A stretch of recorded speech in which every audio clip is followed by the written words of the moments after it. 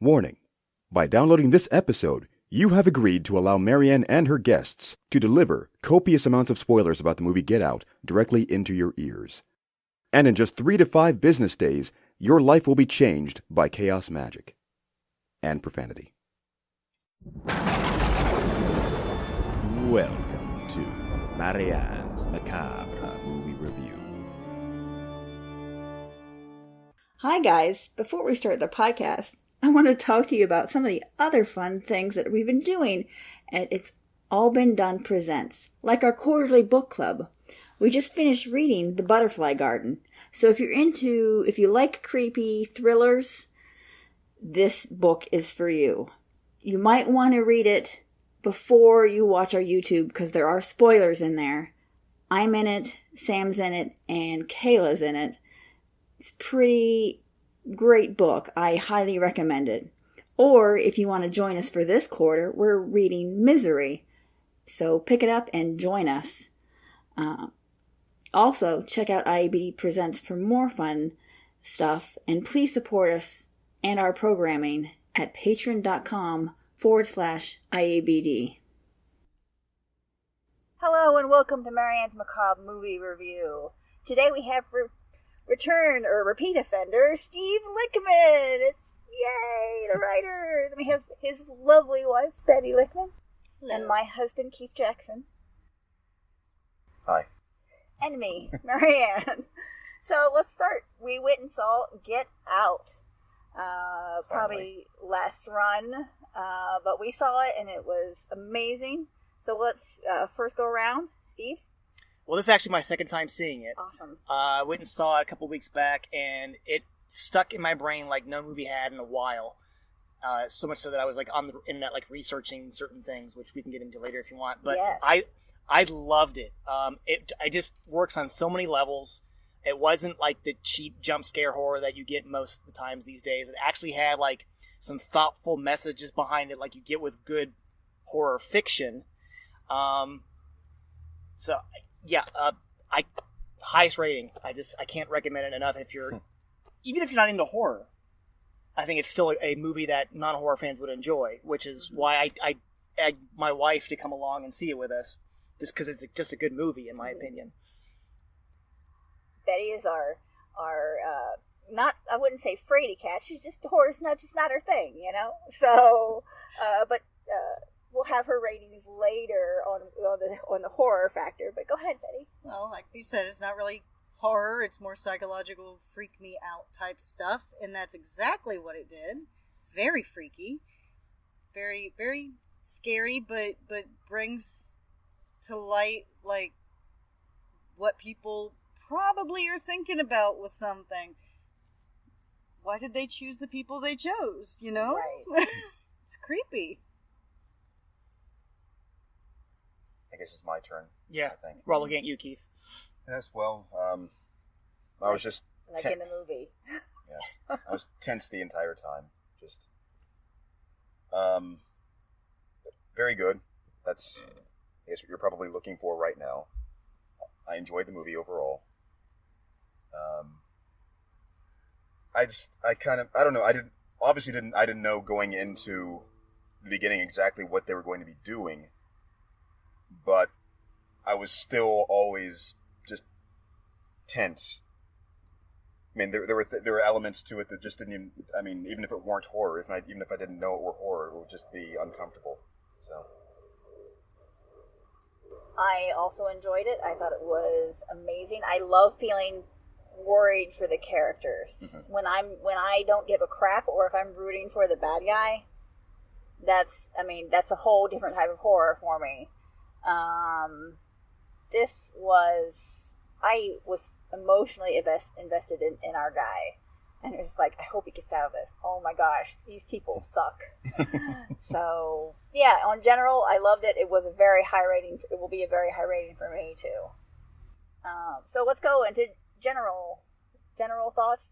Like, didn't like. I can tell you, I didn't like that one jump scare. Where the housekeeper walked by in the background? Yeah, what was all that about? So not the deer, then.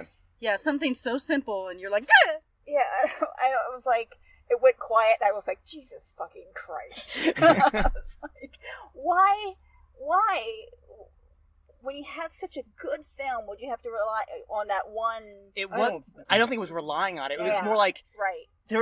the whole movie just started just ratcheting up the tension, and that was a release for the audience. I like this is my second time seeing it, so I was like noticing things I did not see before, able to like look at it more objectively. And yeah, there's some jump scares in it, but it's kind of like I think there's two reasons for that. One, it is a release of the tension he's building up. Two, for a lot of people, they might have thought it was a slow movie. Oh. So if you throw a jump scare in there, it just kind of like gives people okay, something's happening. Something's going to happen. Yeah. So it just kind of gets people reinvested in it after resetting the tension. Yeah, so. The knife hand run is part of the Get Out challenge. Is what I had seen it a few months ago. The Get Out challenge. It's where you like fucking knife hand towards the camera, and then at the last minute you take a 90-degree turn. And so I watched this whole thing, like, what is this all about? And like, because I had no idea. And so then I just got caught in this like Get Out challenge fail where it was people like run. Camera. Ah! I was like, okay, I cannot wait to see this now. What is going on? So yeah, that was very amusing. And even to have it come back at the end where he's like, "Go get him, Grandpa!" Like, and he was the track star that got beat by Jesse Owens. So, boo. God, right. Yeah. That should have. Yeah. The layers that he put into the movie, but just in the writing and the directing and the way he framed it, I have so much respect for that movie. Yeah. Sorry, I feel like I'm dominating the conversation. No. I should shut up. I mean, I do want to know since you've seen it twice, what did you notice that possibly we didn't notice? Like that we might have missed? It wasn't until after I saw the movie last time that I made the connection that the guy at the very beginning of the movie that gets kidnapped by who's clearly her brother, is the guy Logan that he runs into in the party. Yeah. That I was like, I just couldn't. They kept him in the dark at the Yeah, beginning. yeah. It Sure that seemed was super him. clear. I wasn't either until afterwards, and I was like, oh, okay, so that helmet, makes sense. Well, I mean, I understood that, but I mean, I didn't know for certain if it was just some other guy. It could have been. Right. It didn't have to be him. Right. But clearly it was. The big thing I like I said, I researched this actually. The thing I got into the most was the word coagula. Stuck in my head. I was like, I feel like I should know that. So I went home and I did a internet search on it and fell down a rabbit hole that culminated with me getting the most amazing, or not, I shouldn't say amazing, but the weirdest pop-up I've ever gotten in all my browsing history. Oh, The pop-up said, "Do you want to change your life via chaos magic, yes or no?" Wow. And I was so dumbfounded. I was like, I didn't know that was on the table. I'll click yes. I was like, no, don't click yes. Don't do it. Your answer is irrelevant. Yeah, but the way I got to that is, coagula, it's Latin, and it's like means to join together. And a lot of the history is that it's associated with the occult and alchemy. In fact, if you ever say, hey, you ever seen a picture of the devil or Baphomet, you'll see this picture of this goat figure with one arm this way and one arm that way with this like torch coming up over his head. Yeah. And on one arm it says salve, which is singular, and the other one says coagula, to bring together. Whoa. So, and that's like a symbol used by occultists for magic rituals and whatnot. Because when I saw the movie the first time, when Chris goes on his rampage at the end, I'm like, he knocked down why is there candles in the operating table? And I started looking around, I was like, oh, there's like little occult things hidden here and there. And then when you go into to the background of what coagula comes from, it's like, oh, exactly. So it's like, it is a horror movie on that kind of like that level, not just psychological. There is that very thin, subtle occult level, like you get in like Rosemary's Baby or something like that. Yeah, those are the things that I certainly missed as far as that goes. But that's I felt like I was really getting drawn in by that point, as far as I wanted to know how exactly it was being done, like the scientific for lack of a better Right. word, explanation for Right. how they're doing it. And you see the neurosurgeon going to work. And I think that is probably the missing piece, is that there had to be something mystical to make that, actually Happen. Yeah. Yeah, that was definitely the whole time. I was like, oh well, it's they've been hypnotized. That's what it is. They're Right. hypnotized. Oh, Right. they're doing like this much deeper. I thought they were just the auction was auctioning off this black guy for someone else. No, it was as is what usually happens. And that's just Explains why the Yeah, she's been messing with her housekeeper was hair. fixing She her kept hair, messing covering with her Grandma's hair, yeah. scar. yeah. I hadn't actually thought of that. Yeah. That she was just trying to make sure that it was hidden. Well, yeah, because when the wind blows, they make it super obvious when she's in the car. yeah. And I was like, Yeah. that's the bang fluff thing. Yeah. Okay. So what about in the bedroom when he's talking to her? What does he say to get her? To She cry? starts to cry. Like what was it that he said that reached that other person? I can't remember the exact word. He said, I get uncomfortable when I get around a lot of white people. Oh, yes, right. And that was kind of the trigger. Whereas it was usually the flash in the eyes, but maybe because had been there so long, things have worn off a bit and they're starting to resurface. Also, Because she's leaving yeah. the door open for him to find the photos. You know it's got to be her. Yeah, she's a housekeeper. How does Grandma feel being the housekeeper now, and the Grandpa being the? Well, I'm sure that they're only that when there are guests Oh, that's around. Yeah. They're treated like family. So whenever they are bringing a new family member home, until they join the family, they pretend to be slaves. Or, sorry, household help. Yeah. Wow, that was such a good movie. I slightly spoiled it for Keith when I said, "Oh my God, he put the stuff in his ears." that's what she caught it right away, Yeah. too. Yeah. Did you not? I did. The first time? Yes. Okay. It took me a minute. I was Oh, like, I why did. would he... What's he going to do with the cotton? I was like, oh, earplugs. Okay. Yeah, at first when he did it, I thought maybe he was going to try and cut through or rip out more stuffing so he could get his arm that's what out. I Right. thought too. He's gonna get But his then arm when out. no, and then I was like, no, he can't hear it. Yeah, he's going visually. Lucky he just laid there and could see when he was in the sunken place to know that he was just still. Because how would he know what to do when he went under? You know, maybe they did things, made him get up and walk around. Yeah. But since he could see while he was in that sunken place, he knew that he just collapsed. That was intense. That was Yep. yeah. The entire time I was just like, oh my gosh, this is just crazy. And the acting, I don't know the actor's name that plays the main character, but the way he, like, tears could come to his eyes in a second, and they were just rolling down his face. I was just like, you could just see the pain, especially with his mom, about his mom and all that stuff. It was just- Fear.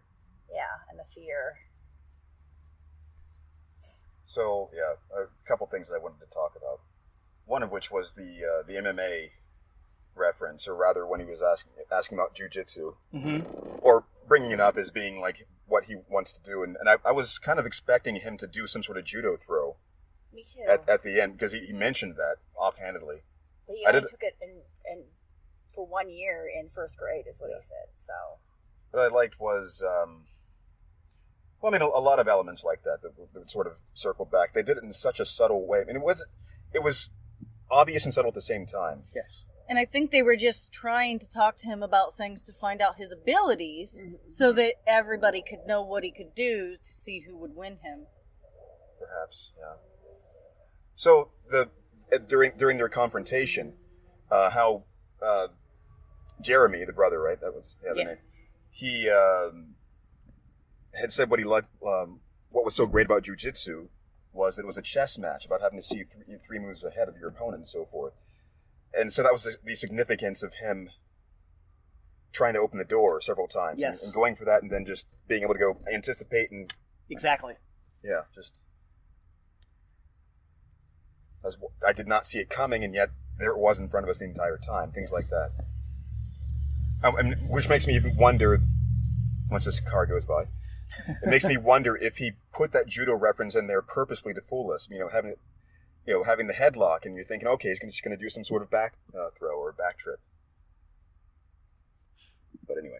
Because he did look like he was concentrating on what they said when he was getting uncomfortable as they talked to him and nodding his head with the, okay, I'm a little freaked out here. He was listening to them and trying to figure out where they're going with it. So he had the whole show to think about it. So I think my absolute favorite part of it was Allison Williams, the Rose. Mm-hmm. That was just brilliant, just amazing. I'm with you. No, I'm actually with them. Yeah, they did a great job the entire movie. Is she in on it? Is she not in on it? Did they And hypnotize it's not until her the out very of end. it? Yeah. I was fully convinced. I was every step of the way. I was trying to give her the benefit of the doubt. I was It's hoping. the, and it just seemed after so they take convincing. him, they'll hypnotize her so that she doesn't remember. Yeah, that it was like a just repeat thing. Yeah. Over and over and over. I did not think that. I just assumed she was in on it the whole time. Really? Yeah. Okay. I Yeah. guess Keith and I are romantics. Yeah. It wasn't until the keys. It's like. I was like, Yep. It was like They're right here. I can't give them to you. I think it's the woman's point of view. It doesn't take ever that long to find keys, and she kept totally calm when he lost his shit. Well, I mean, So I was like, oh no, she.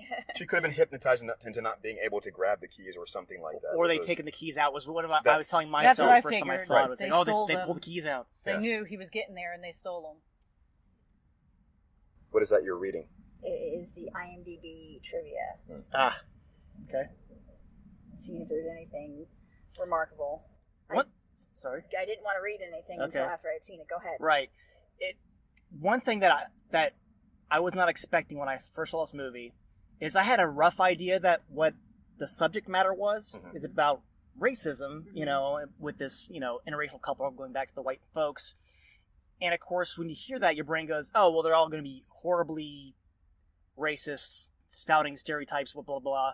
Whereas it was so brilliant that he took it the opposite direction. Yeah. It's like, yes, they're racist, but it's kind of like on the other side of the spectrum, on what you would consider the left side of the spectrum. They're overbearingly saying, ooh, Yeah. you're good at this. Yeah. You're good at that. Yeah, and, so ooh, you're that awesome. I just thought that was a brilliant way to again flip it on its head. Right, they're and racist, discuss but it. that's because they want your body because it's better than theirs. Yeah. Mm-hmm. Well, and just the whole thing. I would have voted for Obama a third time if I could. It's all those embarrassing things you read on Twitter or on Facebook. People who think they're being well intentioned. Yeah. But it's not their place to say that Right. sort of shit. There's a very, again, subtle and brilliantly obvious thing that they kept doing with the back and forth racial tension with Chris and Rose. That sort of, I'm trying to figure out how to put this into words. It's what you would expect, or if you're black, if you've just grown up experiencing those sorts of things, you have to sort of develop this kind of tolerance to intolerance.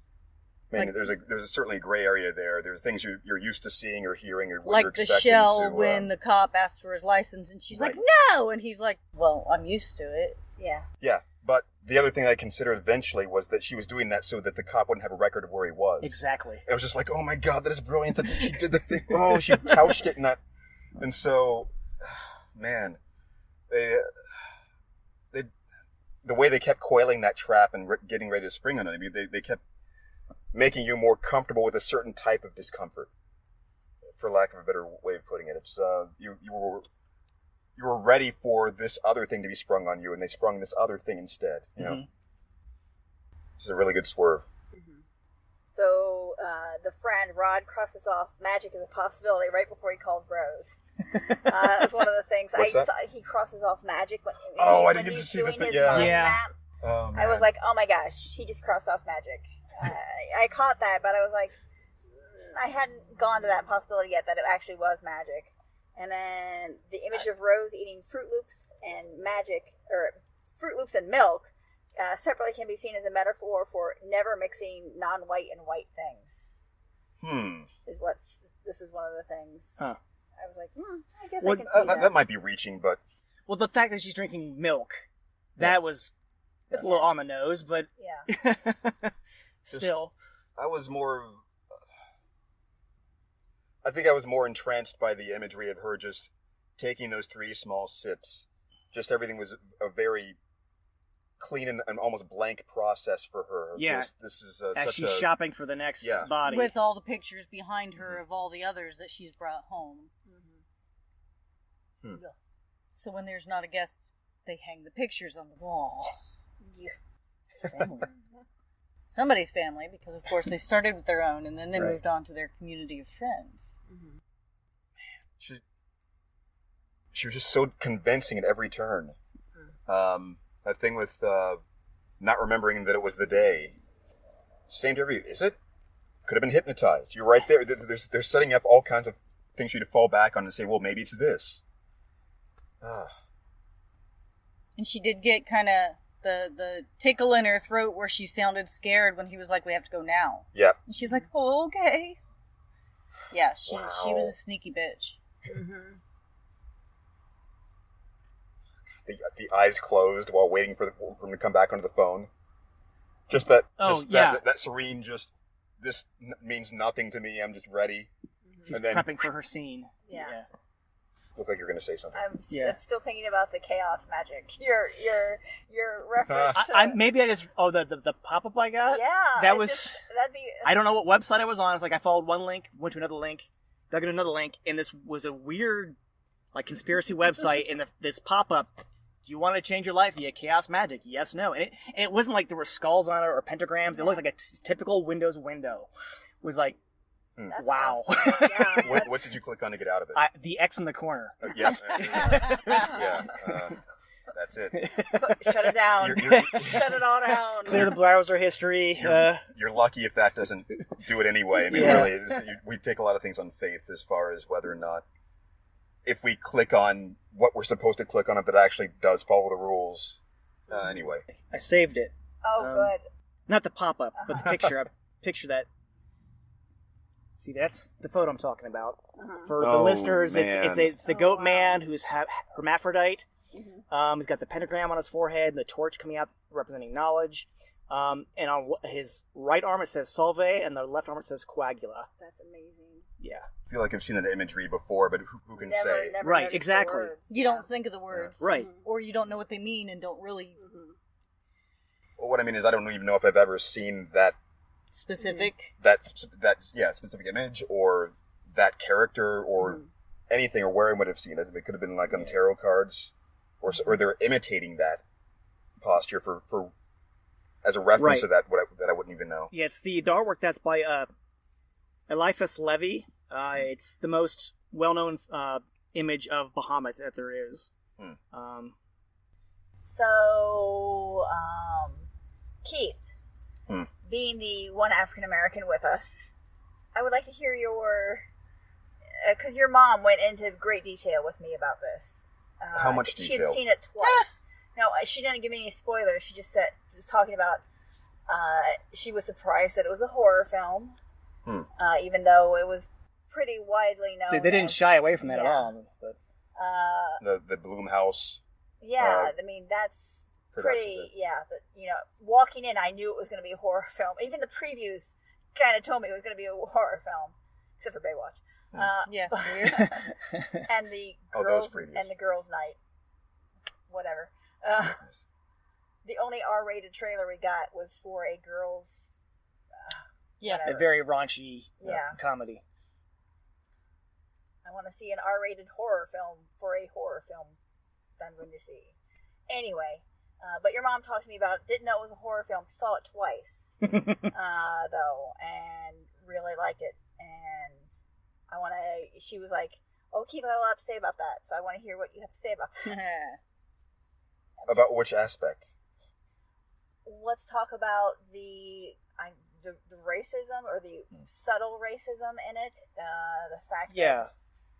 Like, for as long as I've known you, it's been through, like, a group of white friends. Yeah.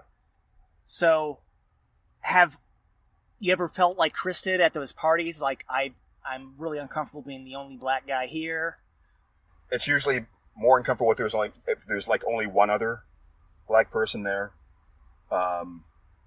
because it brings my attention back to the idea of there being that much of a gulf. Or, I mean, it bothers me if I'm going to a strange place that I don't know, and then, yes, it's a bad sign if you're the only black person there. Or it's something that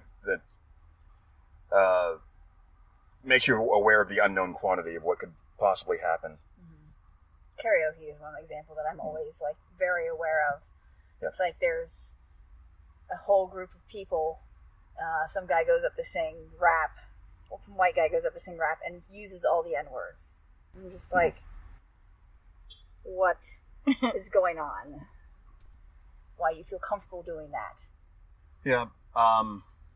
That too is another example of how that scene with the police officer played out, as well as like the white girlfriend was readier to make a scene about it.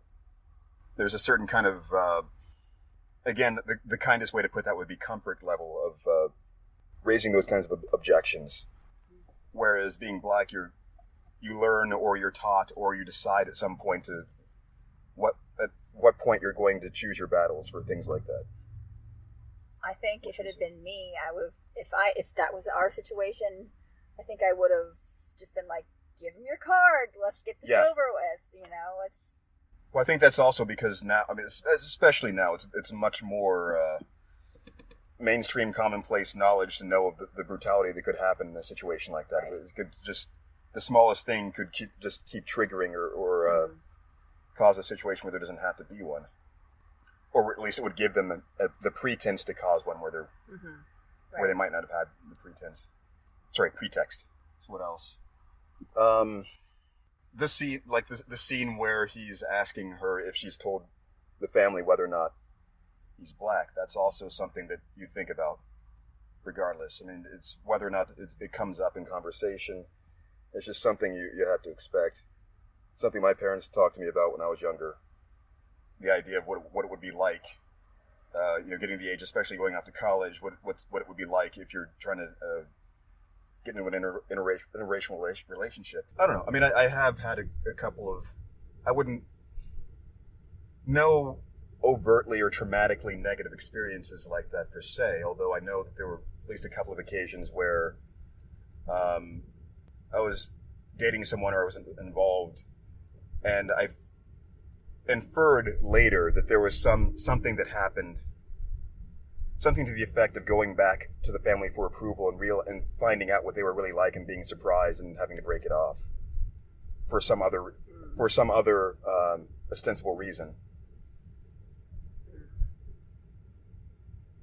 So yes. Interesting. That is something that is a very reasonable question. They handled it very well, I thought, with that scene. And again, another way of setting it up is, especially if you're black and you're expecting that kind of thing to happen, this is setting your expectations for where this is going. You're thinking it's going to be about that kind of luring you in until they suddenly show their true colors, something to that effect. That in itself was enough to make you tense or expect or make that into a horror movie. The fact that they went that far in that kind of I would even go so far as to call it conventional, actually, like a conventional horror. Not at all. No, let me finish. I mean, okay, sorry. Conventional devices. I mean, the actual. There's something tangibly horrific that didn't necessarily have to do with race. Right.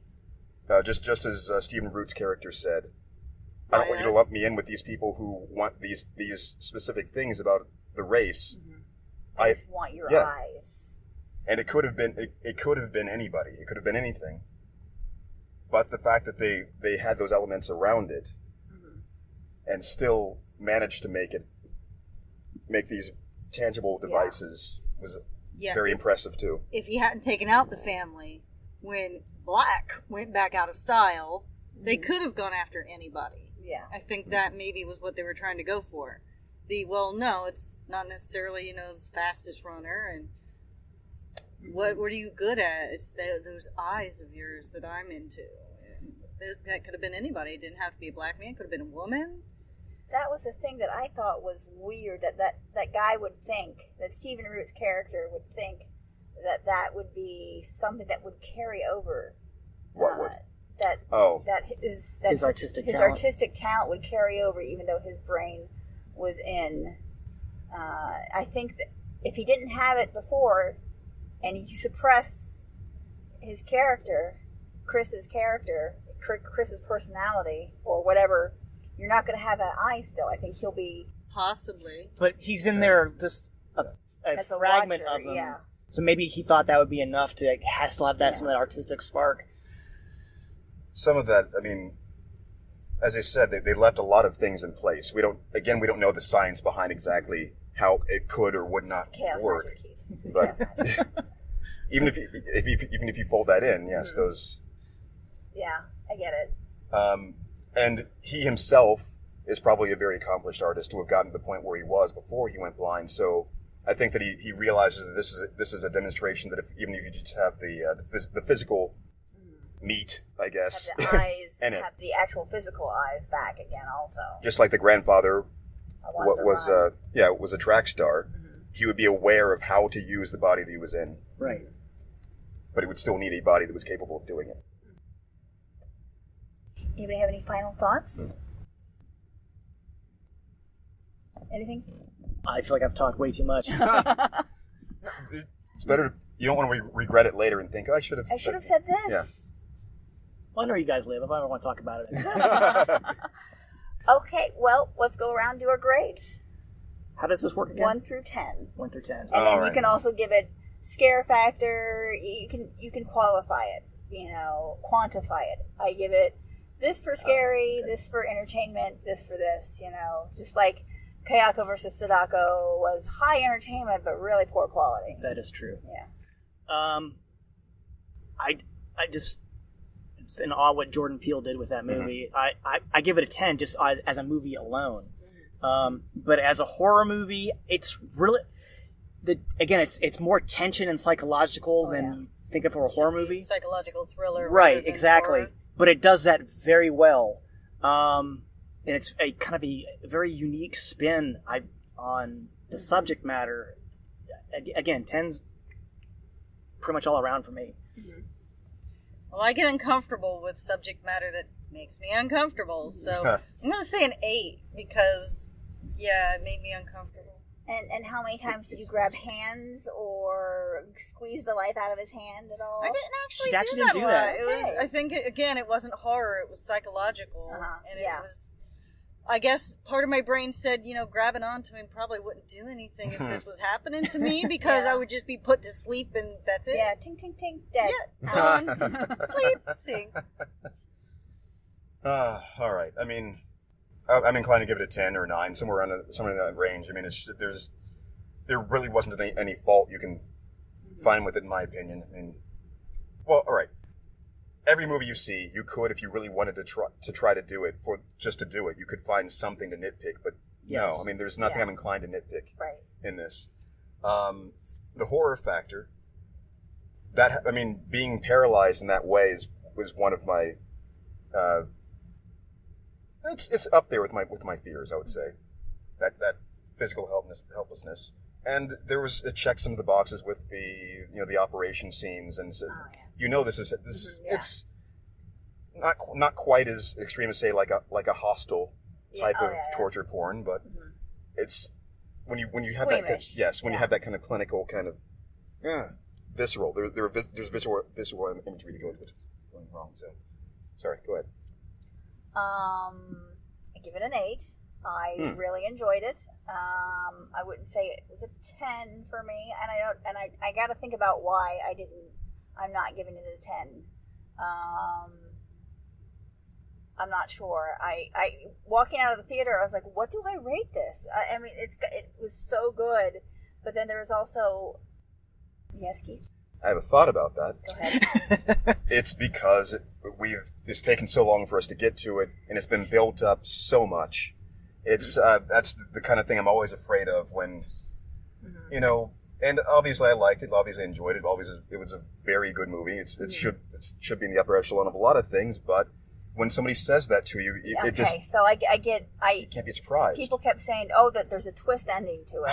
I hate when people say that, because they're and trying to figure it out. So Exactly. I kept trying to figure it out, and I think that might have why I was like, oh, that's what this happened. That's what's happening here. Oh, you know, and it did take us a long time to get to it, and that is partially my fault because I was scheduling other things at the time, and you know, Keith had his theater stuff going on, so it was hard to get everyone together. But I am so glad we did because my gosh, if I had just seen this on DVD, I would have been disappointed. I mean, this was just being in the theater on the big screen. You could really get his fear across on his face, and it was just palpable. Just curious, Keith. Did you grab the armrests when he did? No. I thought I saw you do that, but maybe I just imagined. I mean, that was probably Marianne's leg or something, or arm, but it was just it was the entire movie. There wasn't anything about when he gets squeamish. He does do, you know, like squeezes your knee. Yeah, he gets a little. I have a higher filter for gore, so, and I don't get squeamish. So in this case, though, it was every second I felt squeamish. It wasn't about just the armrest. It was just there was nothing that made me feel comfortable. Right. Partially because I knew that I should expect to be that something worse was going to happen at some point. There was something else I was going to say. Now I want to get into this. There's one thing that what did we see last? Split. We saw Split, and Keith said that wasn't a horror film, but it was a thriller. Would you call this a horror film, or would you call this a thriller? Once they got into the viscera of it, I would. It's all right. You physically said you had fear of when they were paralyzed. So that qualifies as a horror film. Yeah, definitely. So that's what I'm trying to get across. Even though because he didn't call Silence of the Lambs, it wasn't a horror film, is what he said, and I was like, what? So depends on the point of view. Yeah. I was like, the it's person who's viewing it. Psychological thriller, or like this, psychological thriller horror, you know, psychological horror, thriller horror, that type of stuff. So I considered it a horror film, even though it's not what people typically would qualify as a horror film because there's a lot, you know, there's no real gore or anything, or no monster, so to speak. Yeah. But the way horror has been described to me is it's a matter of tone. And in a horror film, or in a horror just in general, when the story's over, things do not go back to normal. They are forever changed by what they've gone through. And you can just see in Chris's eyes as they drove away, he's fucked. Yeah. You know? He needs help. Yeah. And after how's he gonna get help from whom? getting hypnotized by a therapist, how simple is it going to be to go to one? Yeah. I had two. I'm sorry. Did we finish that whole thought on is it horror versus thriller? Or that's good enough. I mean, yeah. And I, as I said, I gave it an 8, and that's probably because I had it built up and slightly, twist, what a twist type things. Go ahead, Steve. I had two things I wanted to bring up. When you were talking about, you're glad you saw it in a theater. I was too that I saw it again with you guys. Because the group we saw here, even though it was a small group, you could hear them reacting throughout the theater to the things that happen. And that always makes it fun. Yes, it does. That's what makes horror palpable. Yeah. I think for me in a lot of ways is that shared experience. You're not in this alone. Right. You were going to say something to that, Keith? Well, that's what I remember. About the seeing it in theater versus at home. The problem is I can never fully focus if I'm not in a theater on something. It's really hard for me not to be distracted by something when I'm at home. Get your phone out or pets or whatnot. You needed to be just like straight ahead, straight forward, not moving away from every little. You had to see every little eye movement, when the tears start. Yeah. Just how long these gazes are being held, how close are they getting, little things like that. Just. You said two things. I did. Okay. We put Keith in my spot earlier. Yeah. Because he's black and deals with interracial relationships. So as the other side of that, Marianne, what's your take on it? My parents are cool. So I never, they had even had a talk with me before. They said, you don't have to worry. They had thought I was a lesbian because I had some, and they're like, if you are a lesbian, that's fine. We don't care. We just want you to be happy. And, they had that conversation with me multiple times. Because there was one time I was talking about a guy and I hadn't brought him home yet. And they're like, are you worried? Is he black? Is that why? Because we're fine. I was like, no, I just hadn't brought him home yet. Since I talked about someone for a certain amount of time, they expect to see him. And I hadn't yet. And they're like, oh my gosh, what's wrong with him? Do they think that... And they immediately thought that it was their fault. Oh my gosh, she thinks that I won't accept him, and it wasn't any of those things. And with Keith, with the proliferation of Facebook and everything, they'd already seen his picture before. This is my friend Keith. We hang out occasionally, so on and so forth. So. Do you notice what was happening directly behind us? There's police behind us. There's a police car behind us. Yeah. And somebody's getting out of the police car. Probably running the plates or something. It's fine. You can come up and talk to us. It does expire next week, I think. Yes, May 2nd. Yep. On your birthday. Mm. We'll just wait for this gentleman to come talk to us. Roll down the window, Keith. How's it going? Good. What's going on? We're recording a podcast. Not a movie we just saw. I get you.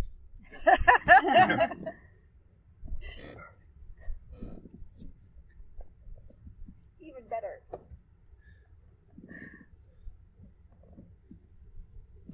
We got you on tape, dude.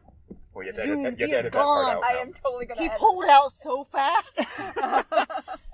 He's like, oh shit, I don't want to be involved in this. Yeah. Would you like to join us in a conversation We're discussing about Get Out. In fact, there's a scene in Get Out with a cop. Can you join us? You want to see our ID? That's Anyway. perfect. Yes. Wow. See, all right. Go ahead, Keith. I don't know. Just say it. Do you think he did run your plates? Or something. Who knows? I mean, the point is just I wasn't. I couldn't be 100% positive that nothing bad was going to happen as a result of that. I know, yeah. I know. The only reason I wasn't too worried because this happened to Amanda before. True. And she parks back around where we were before in the backety back where there's no one ever parked there.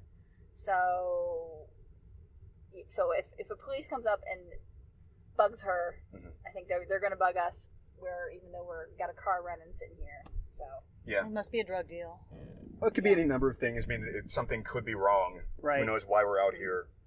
But Especially when a car just got broken into. yeah, that too. over there, yeah. Yeah.